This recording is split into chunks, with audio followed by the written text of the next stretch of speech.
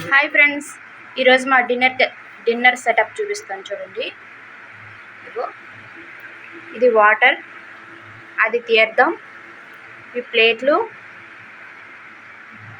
ఇది వచ్చి curry chicken అండి, చికెన్ కర్రీ 50 రూపాయల మాసం తెచ్చుకొని మేము కర్రీ చేసుకున్నాము. ఇది రైస్ అండి, ఇది రైస్. మా ఆయన ఇప్పుడు తీర్థం తీసుకుంటున్నారండి. తీర్థం అనంతరం భోజనం చేస్తారనమాట. కర్రీ ఎలా ఉందో అడుగుదాం.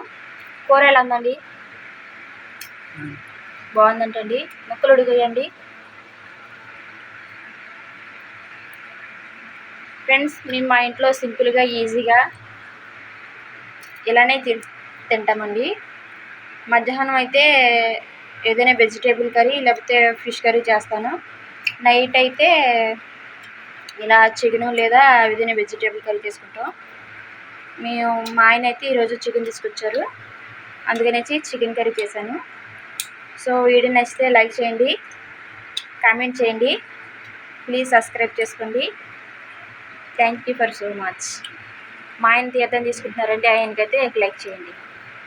Thank you so much. Thank you for watching.